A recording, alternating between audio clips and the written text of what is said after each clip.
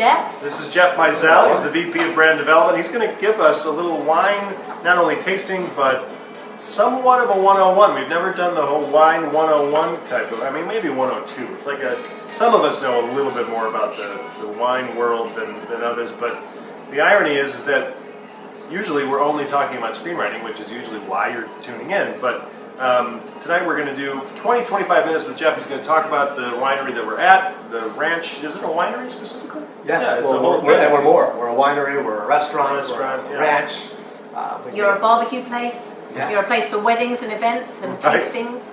We're in the cafe right now. It's beautiful and amazing. I can't wait to try the wine. We've had slight technical difficulties today, so if we're a tiny bit far away or the sound's a bit weird or whatever it is, we do apologise. This is the thing about changing locations and dealing with live broadcasts. Yeah, it's. But we're here now.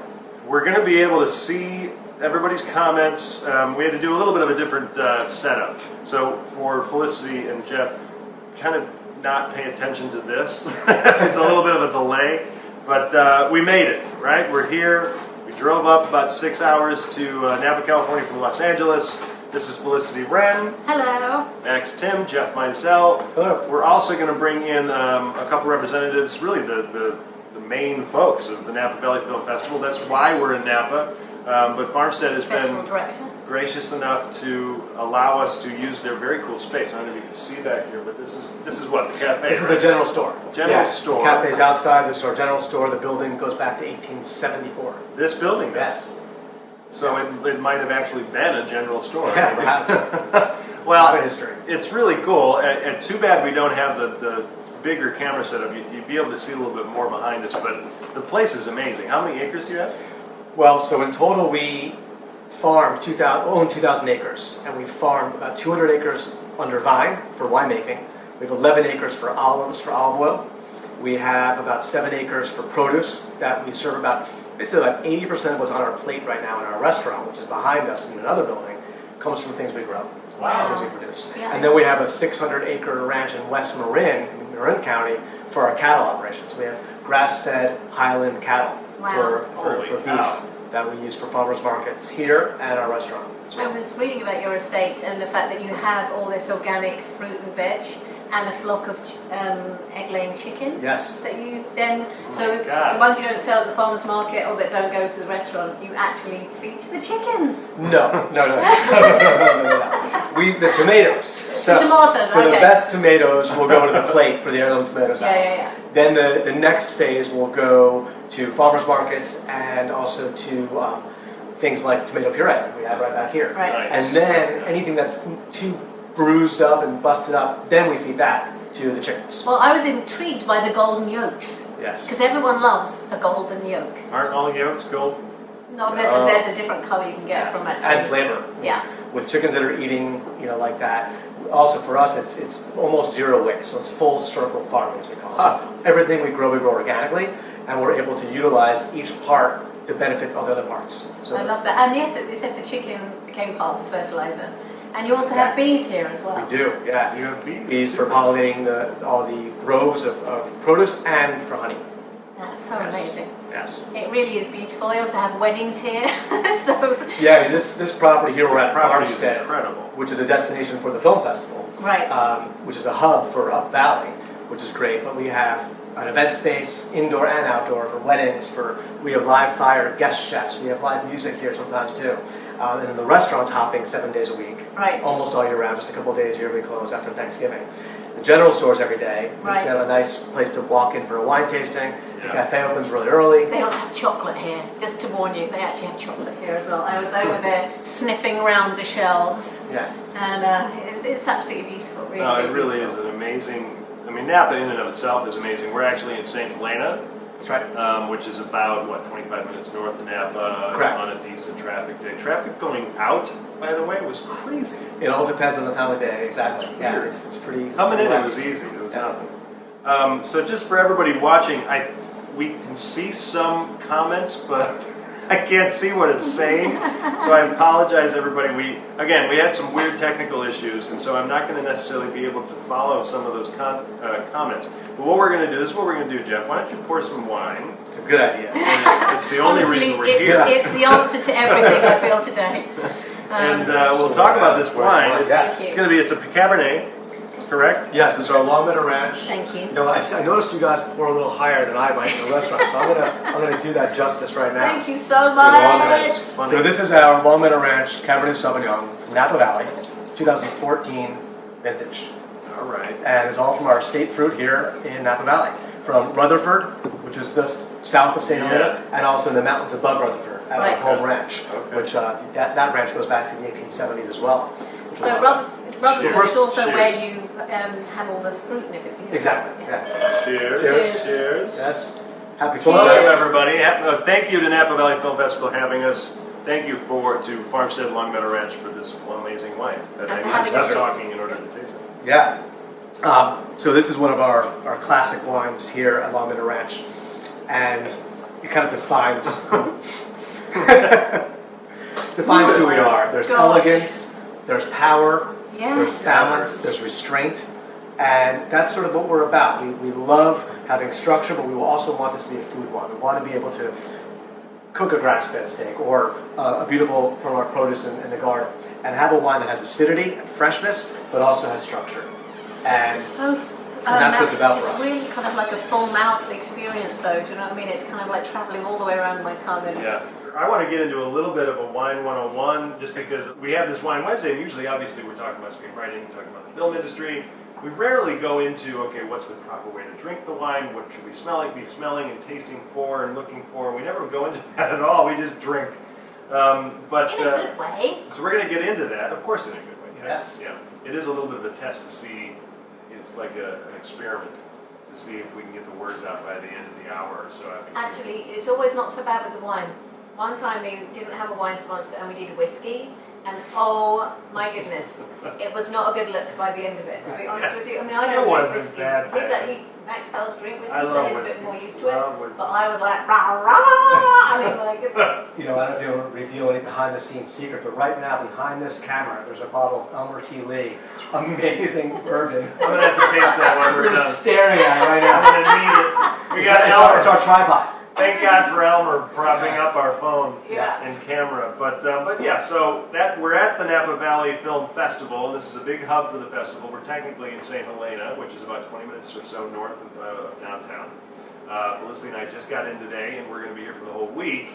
Felicity's going to be a judge for On the Verge Filmmakers. I am, yes. I'm watching the movies, and I'm very excited to be part of that. I did it last year as well, and the standard here is so high. Yeah. It's wonderful. Yeah. It's some really exciting new filmmakers. And we're going to bring in the two primaries, the directors of the festival. They're going to come on after we go through all of the bottles of wine. Sorry, Jeff, did we not mention that? Yeah, Whitney and Emma are not going to have any of it because there won't be any left. So we're gonna talk about the festival itself, and of course, yeah, we're gonna get into all that. But let's just say hi to a few people that have already tuned in. Thank you, Mary. It's nice to be back from London. Yeah, that's it's lovely to be home. Hopefully, Mary's feeling better. Phil Parker's laughing at us, which is always fun. Lee J, good to see you. Joe Bellew, just have another vat. You'll be fine. Yeah, let's have an entire vat of wine. I think you might swim in a vat of wine after this, because Max is the one that sets it all up. So when the link wasn't working, he nearly passed out. I was stressing out. If we were at home, I probably would have been yelling at this poor soul to my right. Kim Elizabeth, thank you. Looking good. Phil Parker, please send the ISA plane to pick us up. I'm sorry. It's being used. Yeah, there's the link to Long Meadow Ranch in the comments. You guys should click on that. There's some really cool history. We're going to get into the history too. We're going to try to tell some stories about the ranch itself. It's always nice to know where the wine comes from and how it began. Yeah, right. I like the whole thing about you giving it a proper sniff there. Yeah, I love it. I mean, you get so much out of smelling wine, smelling food, smelling anything. Having just been back from Italy, as we talked earlier, with the smell of truffles, the smell of wine, all these scents bring so much to me. They evoke so many things to come, right? You're getting ready for what's to have in your glass. Let's a good segue then, because more often than not, the common wine drinker, which, you know, I can include myself in It's that. me. Well, I'm like, it you smells know, like wine. my parents are very much into wine, and they love Napa, and they're jealous that we're here and all this stuff, and they drink at least a bottle a night or so. Man, my parents aren't lushes, but they love wine. My dad ran a country club for many, many years. He formed the wine list, and so he knows a lot about it. So what I know is pretty just what he's like, you know, in the peripheral. But what should the common wine drinker be considering when they are ordering a wine, when it's poured, which they expect from the pour itself, and, you know, and really the common courtesy of the waiter or waitress, and, you know, what it is that they're looking for? Yeah, you know, you ask these questions, and it's actually a question I hear a lot when I'm out, you know, traveling around the country, talking with people that they are intimidated often by a wine list or by a wine shop, and there's so much we don't know. You stare at a wall of wine, or you're in a restaurant staring at a list, and it's really actually difficult. So. And you have to try not to look stupid in front of your friends, don't you? Or your date. Right, and then so people are choosing by price or by a familiar region. They know Napa, so there's some safety, right? So, but what I like, when I think of a place when I go, just like when I'm shopping for produce or meat, very conscientiously shop, know your source. And it's hard with wine. So then if you're in a restaurant or a shop that is more boutique, or it doesn't have to be high-end, but just more intimate, most likely the person who's selected, like you were saying your father did, if you're selecting the wine for a smaller place, that person might be available. It might be someone else, even an educated server. In our restaurant here, our servers are educated on the wine. There's not a sommelier walking through. There's not a lot of pretense. It's quite casual. And a lot of restaurants today are quite casual. Most of them. So you have to sort of engage. And that can be hard, but it's asking a familiar question or saying, or kind of remember what you've had before. So if you like this wine, you can then say, so let's say they don't have Long Meadow. Say, I love Long Meadow Ranch Cabernet. Where can we go from here? Or, you know, and kind of have that starting point. And because labels say very little. Right. You know, the fact that we are estate grown, that's here, but it doesn't say that we're organically grown. It doesn't say how we taste. No. Right. And you have to sort of break down some barriers by asking questions. And in a wine shop, it's a little bit easier. Sure. You kind of want to say, hey, I'm looking for something that's estate grown. Or at least, can you tell me where it's grown? Do we know about the production? So maybe with that said, then what's the difference between estate grown, non-estate grown? Yeah, and that's, by the way, that doesn't mean something's not high quality. So I don't mean that per se. But estate grown means you own the fruit. And you can control the fruit and rent the land. And still farm it and still make the wine. That's absolutely still amazing, and that's amazing. I guess what I meant by is it's not a commercial production where you're maybe buying something and then manipulating it afterwards. So that's a whole other can of worms that it's hard to unpack right now. It's hard to even know if they do that. Right. But that's why it's good to ask questions. And the hope is that. So what 3 questions would you ask? Well, one I would ask is, do you know, like, who made the wine? In other words, is it made by people, not by, a factory? In a sense of factors. It's manipulated, highly manipulated. Lots of things added into it or taken out. For example, you can add sugar into a wine in lots of places. You can. So not every restaurant will even know that, but they might then steer you to a production that's a little bit smaller that they do know about. Or you can even say, hey, I love buying produce at the farmer's market. I want a wine to match that lifestyle, or I'm a vegetarian. I want to take this path. Can price reflect that? Like a $10 bottle of wine. I think that's a really yummy $10. Yes, it is hard. I feel like the high teens is probably the beginning point of a higher quality, a much higher quality wine. For example, our Sauvignon Blanc starts at about 22 full retail, but you see it for, let's say, $18, $19. And so that's the starting point for me, is the 15 to 20 when you get to some higher quality wines, and then it can go up. But the high price doesn't correlate to high quality. That's true. It could be awesome. So I don't ever try to judge, and nor do I ever want to speak, ill. But I think knowing asking some questions, saying, hey, steer me to a wine that you love. And why do you love it? Asking some questions. I often look for the diamond in the rough. I don't even say that. What's the diamond in the rough? Oh, nice. I like that. And you're not saying you're cheap. You're saying you want something that maybe they picked out. Because so often the safety net is going with a bigger name. It might have an advertisement. You don't even realize it subconsciously. You're ordering something because you saw a billboard or you saw it in a magazine. And the other way is ask them for their gem. Everyone loves to be an expert. Yes. And so that's a big, I think, first step. And then From there, it's try to remember what you've had and learn a little nugget. So then it goes back to like how it tastes, right? When we order a wine, we're not judging it by its taste at first. We're making sure when we taste it that it's not flawed. That doesn't taste like a wet dog, or, or that the red wine shouldn't be fermenting and bubbling in your mouth. Those are things to be said about. Right. Yeah. That's why you taste the wine, because it could be a bad bottle. Correct. There's a very specific reason why the person pours but we're not, a little bit. Right. We're not sending it back because we don't like it. Yeah. And ideally, you're going to love it. Yeah. And then for our wine, so being in Napa Valley, Cabernet, of course, is the most recognizable grape up here. It's the king up here, if you will. And is varietal another word for grape? Yes. Okay. Did I say varietal? No, you said grape, but I was going to ask. But yes, varietal. Yeah, so the varietal is grape.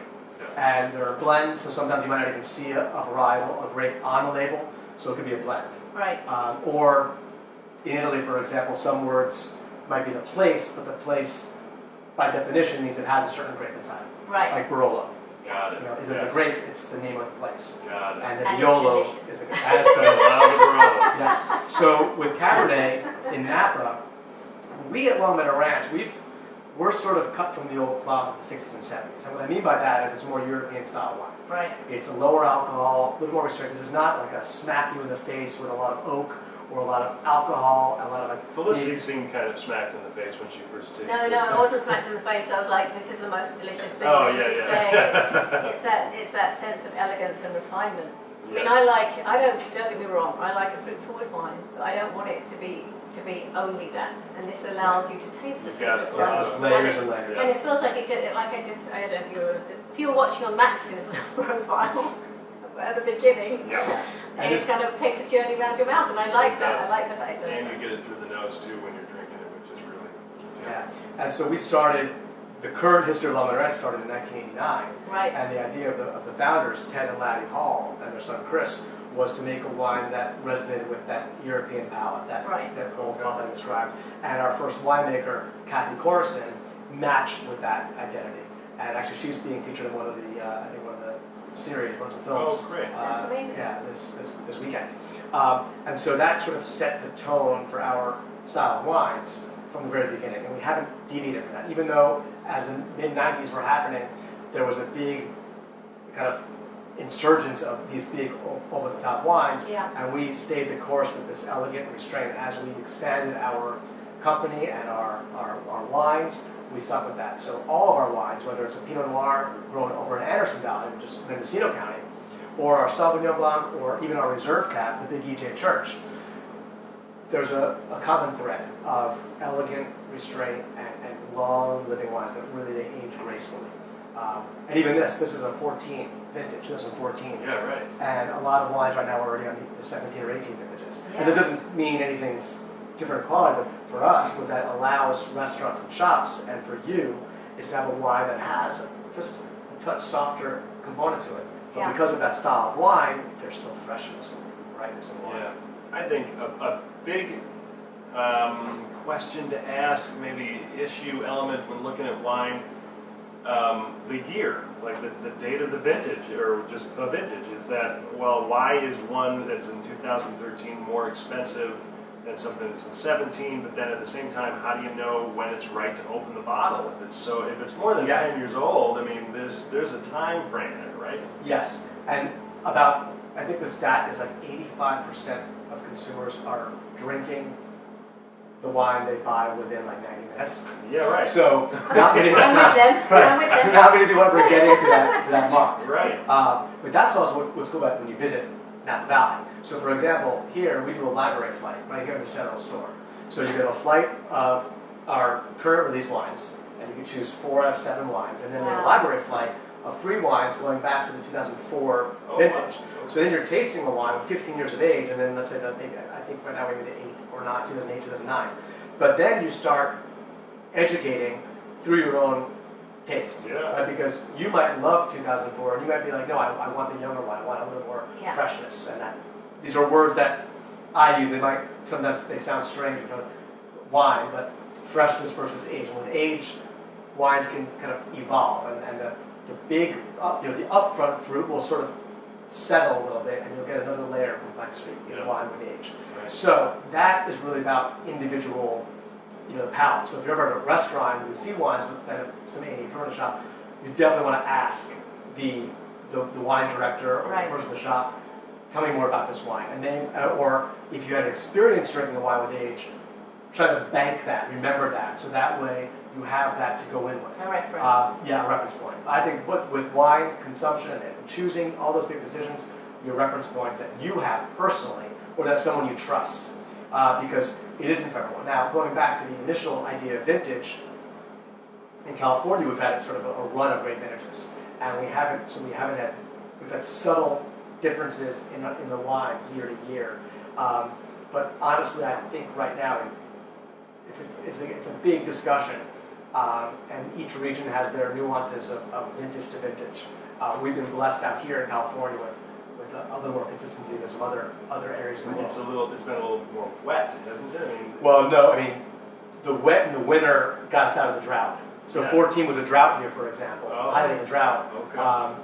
But we have vines that have a good amount of age in these wines, so 25, some of the vines are 25 years old. Wow. So they're deep root system, so they're getting to the water, going deeper, Right. rather than trying to get something that's not coming. Yeah. So we still have it, but they are fighting for a little more water that make them more stressed. But Right. with some age, you've got something to. It's just hold on to. fascinating, the amount of Well, it was the stuff that goes into it. 25th anniversary of Sideways, Yeah. the movie Sideways, and I watched it again the other day on a flight. And I stick with my original idea is that the men in that movie are disgusting and They idiots. really are horrible. They do not, well, and they don't represent No, exactly not. you or the wine industry. Absolutely. And Merlot is back. Is my, yeah, Right, absolutely. Merlot. I'm not drinking fucking Merlot. Yeah. However, what I loved about it is the thing that makes the movie for me is the Virginia Madison speech, where she literally says about why she loves wine. And there's Pinot Noir specific. There's a speech in the middle of it where she says, depending on the day that you open the bottle, depending on the grapes and when they were grown, depending on the weather of the day that they picked it, depending on, and there's all people these were pieces. doing things at that time throughout the world. And, there is and an depending on when that happened, then flavours that wine, so that every time you open a bottle of wine, it is completely unique to that moment and so the taste will never be the same. And in that little moment, I was like, I love this movie, but this speech alone, the rest of it, cock off. Yeah, that's why she was nominated for Best Supporting. Yes, she Yeah. was. Yeah. But honestly, Well, my longtime best friend Mark Becker says the cap sounds delicious. Send a case to 118 Spring Drive, Delvin, Wisconsin, and put it on Max's car. You Good got plan. it. Good plan. You got We it. ship. Yeah. Well, okay, really basic, simple question. Yeah. Why are red wine glasses larger and more bulbous than the white? So, glass shape has a whole. This glass actually is called the one. Oh, really? Which is the idea, The one? like one glass for all wines. Oh, I that like was the it. idea behind it. It's got beautiful, yeah, you've got your Andrea- logo on the front of it. Yeah, Master Sommelier designed this glass. She actually lives here in Napa, Andrea Robinson. And the idea behind it was, let's have one glass that just works. Right. Let's not complicate this with 10 different shapes. Now, that being said, there are decisions made around glass making with the way wine can open up and kind of open up the flavors based on the type of wine that it is. Yeah. Here, we choose the one for that same reason. Now, let's keep it simple and let's keep it easy. But that being said, certain grapes like Pinot Noir and Nebbiolo have a wider shape typically. I think it's really, into fancy glassware. Yeah. And that's because those grapes can really open up with more oxygen and get more flavors more quickly. That's why you see people doing this with Yes, fishing. we're getting oxygen into the glass because the wine's been in this bottle, right? Since it was bottled in 2014. And you'll notice how much of a difference it is if you let it sit in the glass for a while and just not drink immediately, or as you continue to drink it, each sip is a little different. We can't wait. I know, mean, I was obviously, going to say, I'm it's almost that 90 done. minutes thing, isn't it? And I completely relate to that most people buy wine because they want to drink it that evening. I would love to be in a position where I had a cellar, with all these delicious things. I love the fact it also says the one on the glass, It does, how funny. which is so perfect. And I believe that we are all one. So this is well, a look very at that. perfect moment. That's the one. all from Felicity tonight. She's gonna. And good night. So one thing we were talking before was about kind of our history, and then really you were asking really about some maybe on the previous cast about the history and even with our history within the context of Napa Valley. And you and why you became interested in wine. We're very interested in you too. Coming from Ulysses S. Grant all the way to you. Let's hear it Correct. all. Yeah. So he's doing his research. He's good at this. So back in 1872, the U.S. government was giving land grants to Civil War veterans, and a retiree. E.J. Church, his name was granted 1 square mile, which is approximately 630 acres. Right. And his plot was here in the mountains above Rutherford that I was describing, our home ranch. That, he had a thriving ranch, olives for olive oil. There were grapes for wine and also for prunes. There was cattle, there were chickens. Did he know what he was getting before he was given it? That, I don't know. What a gift would that be? Yeah, but there was a lot happening. Right? You had the gold rush going on. There wasn't gold here, but there was agriculture. So that was the beginning of it. But then you had a few things that occurred. You had, in the turn of the century, you had phylloxera, which is a virus that wiped out a lot of vines, which happened almost all over the world. Then you had Prohibition, and you also had the Great Depression. So you have a few generations in, and this ranch sort of went into kind of disrepair, right? Kind of forgotten about, broken up, different sold off to families. Families were living, let's say, in San Francisco, not taking care of the ranch. For a long time. For a long time, right. So that period, so when Ted and Laddie Hall and his son Chris acquired the property in 1989, they saw land that was once vineyards. There wasn't even vineyards that are left, and they replanted. Wow. They also found in the overgrowth of the forest that olive grove I mentioned. So they did some studies and then cleared off the trees and found a proper olive grove. So then we propagated some of those trees to plant younger trees. So now we have 11 acres there. Wow. And there was a cattle ranch there. So all these things started kind of happening. And it really crystallized the idea for Ted and Laddie, who both came from farming families, from Pennsylvania and Texas respectively. Organic farming back like we're talking a long time ago. Yeah. It gave them this idea to go a little bigger in what they're seeking to do. But Ted, in business school at Stanford, was sort of a garage winemaker. Right. And he had classmates. One of his classmates was Paul Draper, one of the founders of Ridge Mountain Vineyards in Santa Cruz Mountains. Wow. So he was making wine in the garage, basically, at Stanford, and always had the itch to make. And it was good getting cuttings from mountain vineyards in the Santa Cruz Mountains. So the idea was there, hatched early, to make wine from mountain-grown grapes. And when they found that property here in Napa, it was the perfect sort of perfect recipe. So that's where it began. And then it evolved. So we've grown as a company from that one mountain cab into a thriving, that big ranch in Rutherford we were talking about. Now we make Sauvignon Blanc from that ranch. The cab and Merlot come from both the mountains and the valley. Those 7 acres of produce went from a little farm stand to a thriving farmer's market. The restaurant grew next, Farmstead. When did the Farmstead restaurant open? We're celebrating our 10th anniversary this 10 years. Amazing. Yeah. Great. Yeah. And then in 2015 we expanded into Mendocino County with our Anderson Valley projects of Pinot Noir and Chardonnay. And then last year, about in September of 2018, we acquired one of the legendary wineries of Napa Valley called Stony Hill Vineyard, famous for their really old world restrained Chardonnay. What I mean by that is no new oak, so no butteriness, more of a little restraint. Going back to this kind of restraint, elegant style. See, I like a steel cask for a Chardonnay, so you don't get all that oak. Right, and so our wine, so what we get is we get the texture from the oxygen of the old oak barrel without the flavor. Right. So that same idea with stainless steel, but a little more open in the texture. Yeah. So we've grown thoughtfully, and we talked about organic farming, always with this identity around have biodiversity, take care of the land for the things you grow, not only for the final high quality product, but for the people and the animals that live and work there.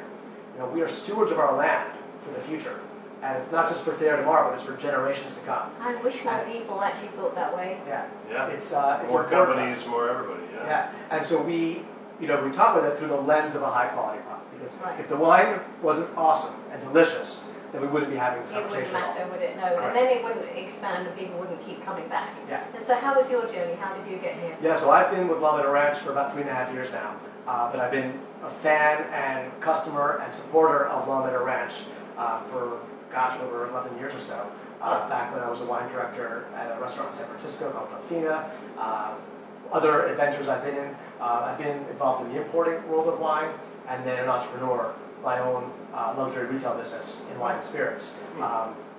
for many, many years, and then took a break from that and joined a family with great integrity. Right. So I'm here because the quality is really high, the people are great, the integrity, the honesty, and the team.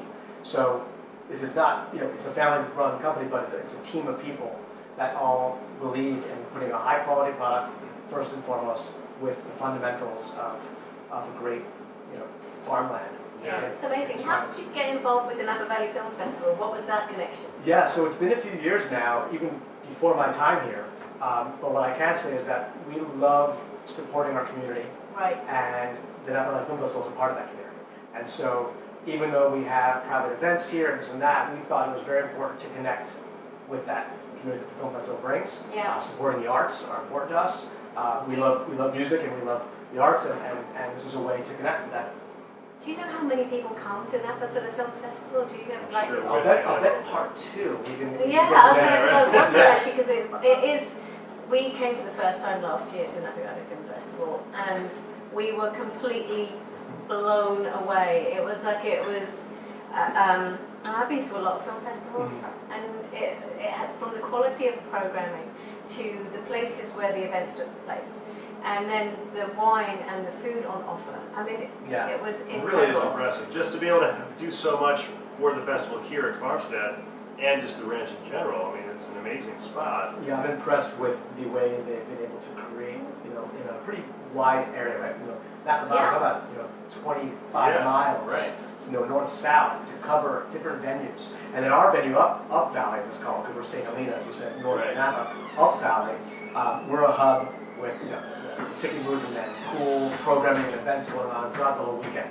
And so we love being a part of it. It's and we said before, the quality of programming is so high. So high. That's great. And also, I love the fact because there are a lot of people from Hollywood that come because it's just down the road, and they're going to come and have the best time. Yeah. So I feel like they really do. And then this time of year is also just a little break from the high season of harvest. So it's also a nice time to be up here because as you're not here, somebody might be close by, but the weather is incredible, right? It's perfect. Yeah, it's really amazing and a little less crowded in the valley. And you get to wear a scarf. You can wear a couple of layers. It's a little chilly, just the right amount of chilly. Just about chilly. I mean, not London chilly. Yeah. We were both just in London, not together, but we were talking about our London experiences. Yes. Another thing I think that's cool about this destination, even this space we're on now, the general store, it is open without reservations, and you can come in and taste olive oil. Besides that reserve flight we talked about, the library flight, we do olive oil tastings. Cool. And then we also have an experience going up to that ranch above above Rutherford.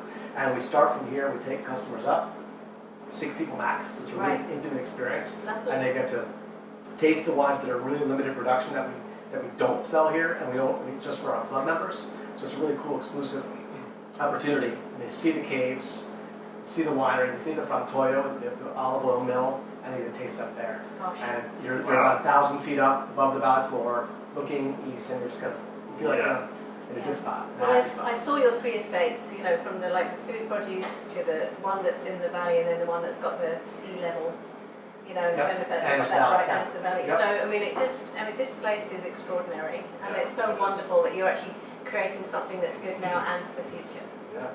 In terms of the wine itself, are there empty. stores across? Thank you. Are there stores across the country you can get this, or do you have to order it directly? Thank you so much. Both.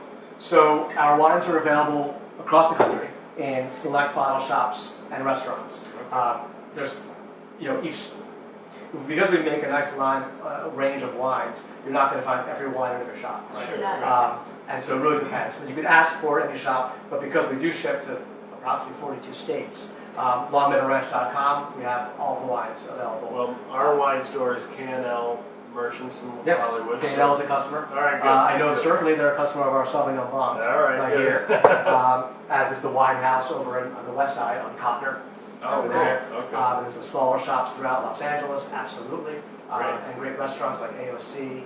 Yes, I love AOC. Yeah, big fan. And many others. So not to name just one, but just to name a few. And then across the country. Yes. Great. Yeah. And come see us here. Many high-end restaurants in California that stock this wine. Yeah, there are. Including this Farmstead. And we do, what's also fun is we do events not only locally but across the country. So on our website you can also sign up for our mailing list. And then when we come to your area, we let the geographic area know that we're doing a dinner. So for example, in January we're doing a dinner in San Francisco at Delfino Restaurant. So anyone in our sort of 100-mile radius will send a note to about that. That's so cool. So it's a good way to kind of take Lum and a ranch on the road. I love it. I love it. I love it. I love it. Well, thanks for joining us. Very nice notes. I appreciate it. Yeah. We have a few Someone needs to write an comments. epic screenplay on the travels of a bottle of wine that is looking for its one and only wine opener. That's funny. I like it. So they've got the person that's supposed to have that wine at that moment. Yeah, it's like the violin. Yeah.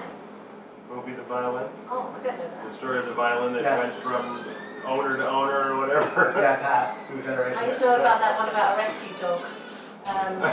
Basically, it's given away.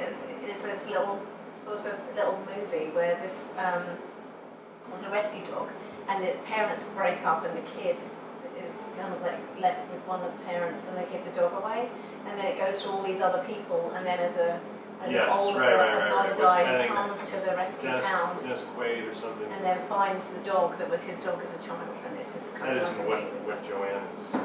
No, it's this wine opener one. Just give it.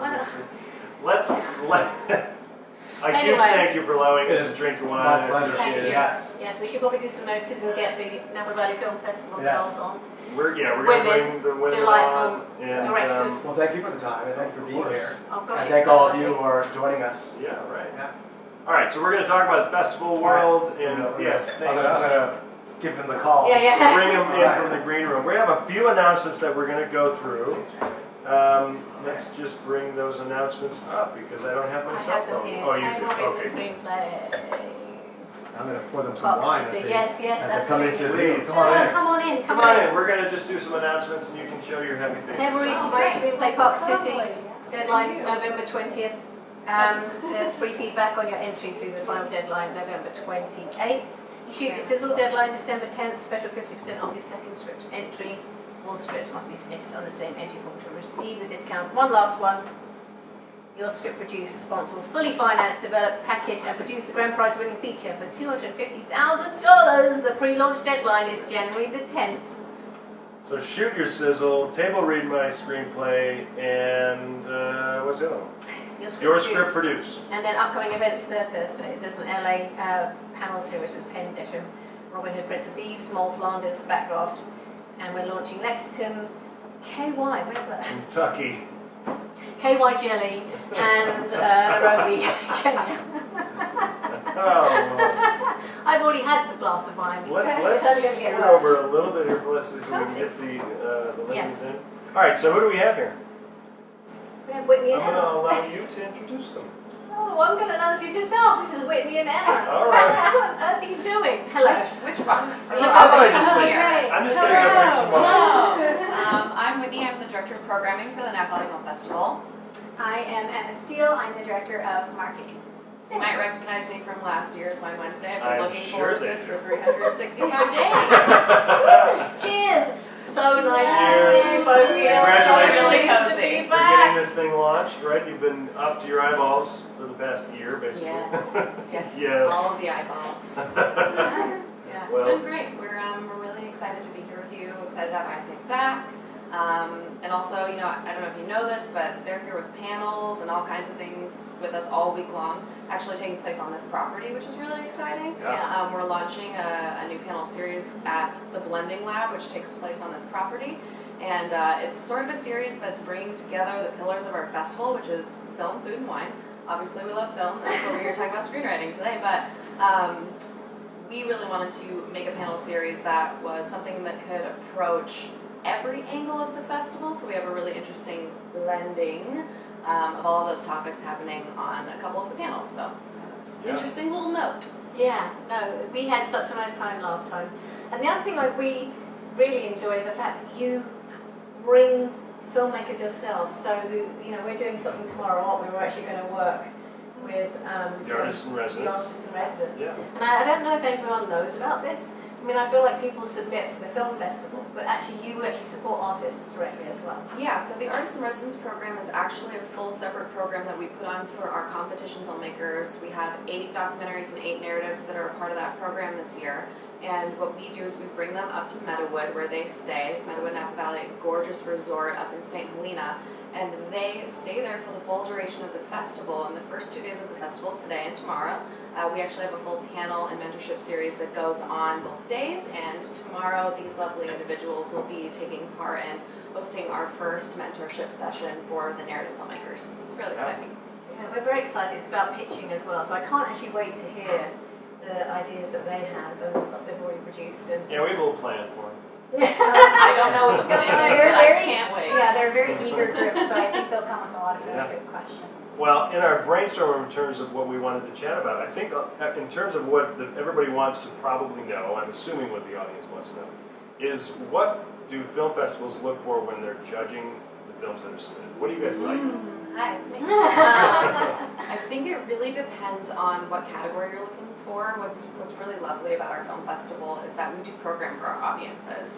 At the same time as I'm focusing on bringing new content, fresh content, interesting, exciting, and weird things, I do really want to make sure that I'm bringing films to Napa Valley, to the greater Bay Area that are interesting to that individual or that full group of people who are coming here.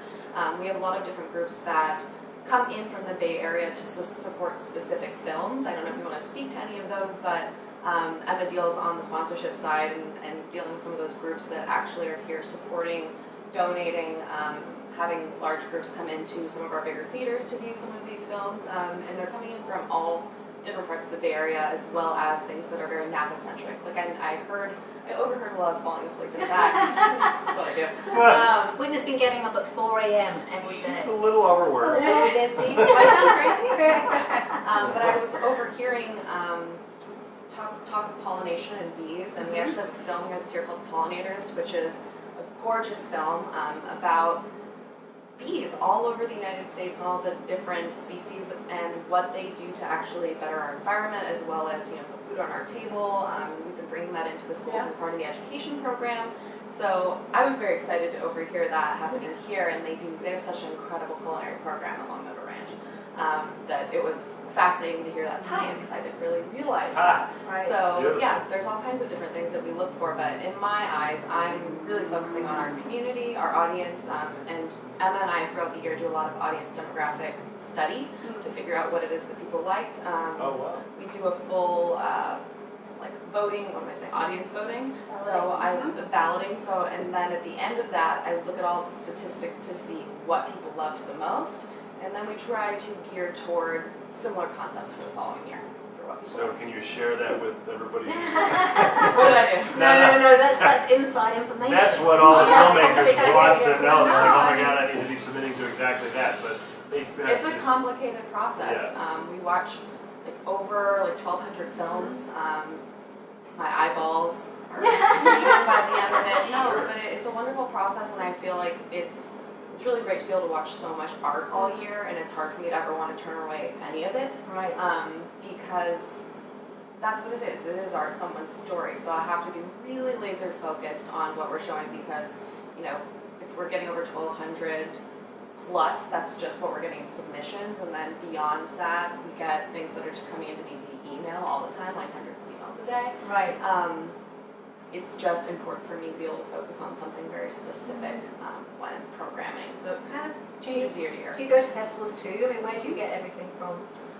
Do a little We bit of do, both. together. Yeah, It's really fun. We've gone to a few festivals for various reasons, and then we also have the submission process, which we can speak a little bit about. But I think it's great to get out and see how other festivals do their programming. Some festivals are 21 days, some festivals are 5 days, ours is a 5-day. Everyone kind of approaches it a bit differently, and I think that's really important to see. What about trying to pull in some marquee films? You try to bring in huge name. I'm really glad This is that just happened. unbelievable. And Mercury in it retrograde, feels everybody. right, to be It honest. feels very live. Holy moly! I got a call It's from real. some random. Oh my It god. was So we're talking about pulling. yeah, pulling in so bigger movies. we do like to focus on some of these tentpole award season style films. Yeah. In my eyes, they are important, and there are some really incredible ones. Just Mercy is on right now, our opening night film, absolutely gorgeous from Warner Brothers. But I really like to focus on the independent film because I do find that there's so much more range with what I can program for the audience. Like we have a full track of culinary films, obviously that ties in so well to our festival. Yeah. But at the same time, you know, our audiences are looking for comedy, they're also looking to be inspired, but at the same time, you just want a really well-rounded story. And that is what I'm focusing on, so regardless of the tier of programming, tier of talent, that is more of my focus. I care a lot more about the films with a lot of heart than I do about, you know, the A-list celebrity, in my mind. Like, you talk to other people who I work with, but... No, I feel like that totally comes across. Do you think it's changed year by year, or has that become more of a laser focus? What do you think? I think it's always been very important for us, especially with the Artist in Residence program. That started in the beginning. We take our competition filmmakers, is what you said. We really want to champion independent filmmaking and support them. And we have a lot of air filmmakers who come back with other projects. Yeah. These 20 or so or 16 or so filmmakers that are doing these master classes. They're staying at the same place, they're meeting each other, they're going to each other's screenings, and it's really wonderful to have been here for, this is a 7th festival, to see people come back with a short and then a feature, or then another project that they collaborated with other people. And I think the studio films are great and we'll always have those, but I think that those are the stories that also the audience is looking for because they want to make connections with artists and see them continue to build an incredible career. And I'll say too, every single year we get at least 3 to 8 films that are coming from not just the Artist in Residence program, but all different filmmakers who have come and met at our festival and then brought something back to me and we're like, oh yeah, I met so-and-so, we made this film together, he produced for me. That's the most rewarding thing for me as a programmer, and it's also not something I think that you find at every festival. We are a networking festival. There are buyers festivals or market festivals. I would say we're a networking festival. We're here for you to celebrate. I think it's the best networking festival because people are just literally handing this out. Here, drink this. Please drink this. Please have a great time. Well, Don't forget your card. It's a land of hospitality. That's pretty it good. really is. Well, we're still friends with Benjamin Font, who is someone who was on our panel. Benjamin Font. We stayed in touch with Natalie Metzger, who I think has a film. She does. Greener Grass. Greener Grass. Yeah, that's great. No, it does Actually, feel like you have to watch that, don't you? Yeah. Felicity is judging the On the Verge, by the way. I don't know if we said that in the second broadcast of this. This has been an adventure. Quite an adventure today. But, so, Emma, tell us what your day-to-day is. So in terms of marketing, what is a film festival looking to do in terms of bringing sponsorships in and the importance of that? It's an That is a good very big question. question. I like to think about it as different audiences and different buckets. So you have, when submissions are open, you're marketing to the filmmakers. You're trying to tell them what the festival is, why it's special, why they would have a great experience there, and we use various platforms to do that. We also are a nonprofit organization. We have year-round education and outreach programs that Whitney mentioned. So going to the sponsors and depending on the sponsor, talking to them about what really inspires them, what they're attracted to. Are they a appliance like Monogram? Do they really love that we're doing a culinary demo inspired by pollination and doing honey fried chicken on our culinary demonstrations kitchen stage? It's happening. So did you have the idea first for that, or did someone come to you with that? It kind of, we all as a team work together to kind of collaborate when Whitney's brain is, doing all of the programming, and we think, oh, that'd be a great idea for that. Let me call this person, or this winery is, has a female winemaker. Let's do a women in film on women in wine panel. Nice. Talk about how the industry is similar. I try to think about it.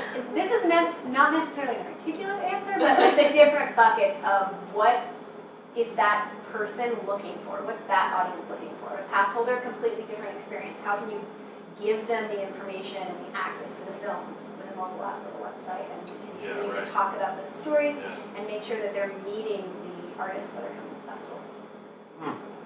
So how do you where do you live? Do you live together, or how to make this work? Telepathy. You live year-round in Napa, or are you guys here? I live in San Francisco.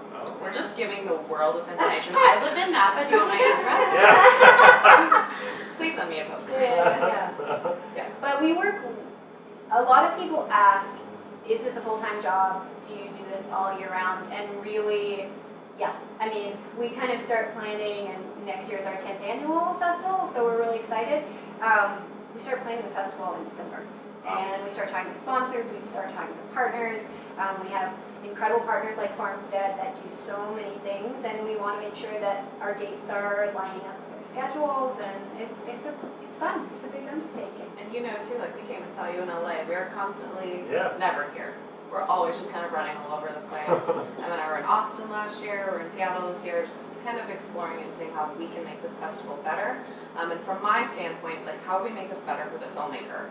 And I know too, you were talking about, you know, the sponsors, and it's like, how is this always going to be a mutually beneficial thing?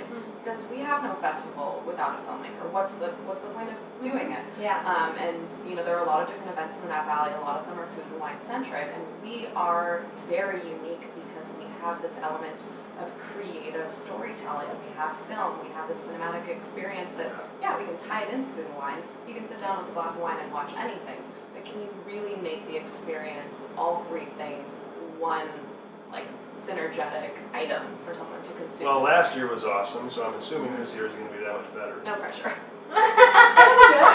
We're doing some new Stay positive, wait a minute. Putting you guys to work, it'll be great.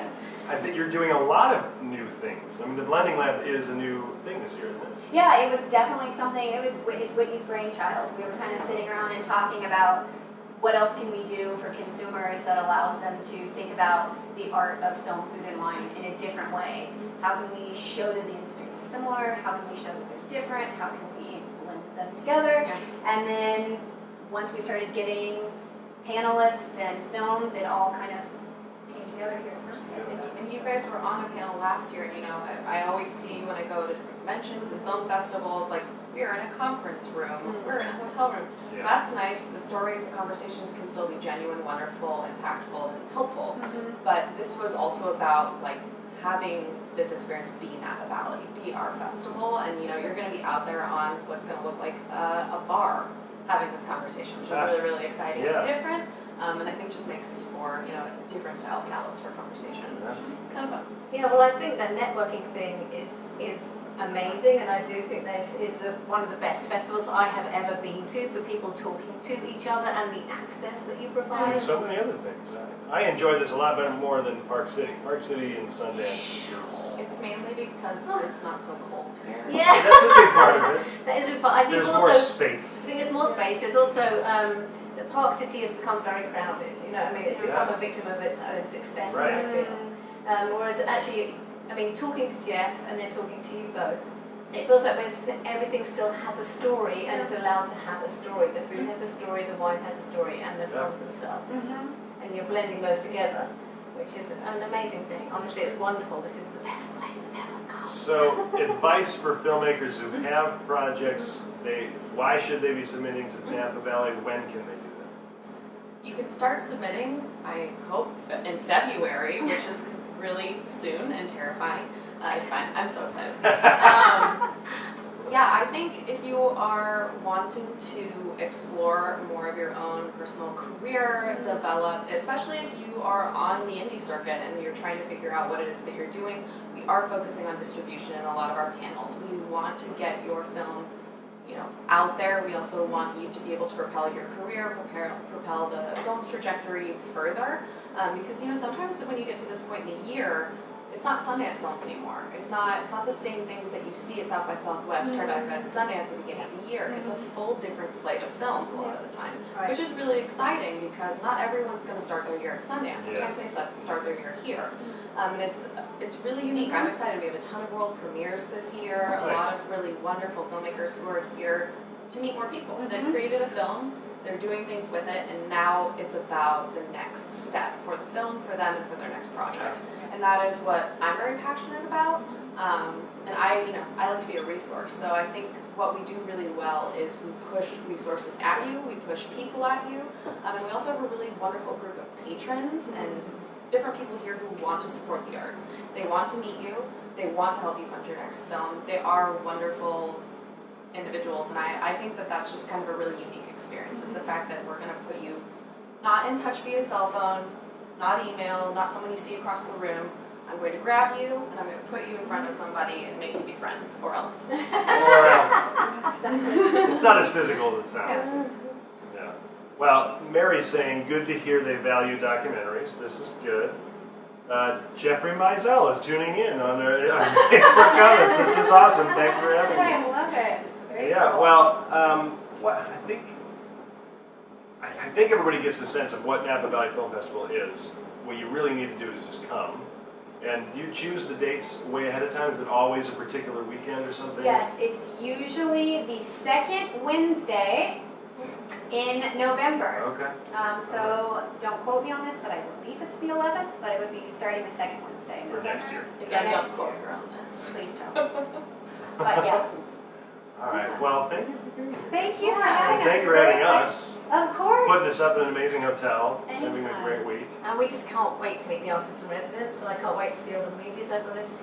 I'm just like, look at that. We got a busy week. We're going to be posting plenty on Twitter and ISA and Instagram and all that stuff. The podcast too.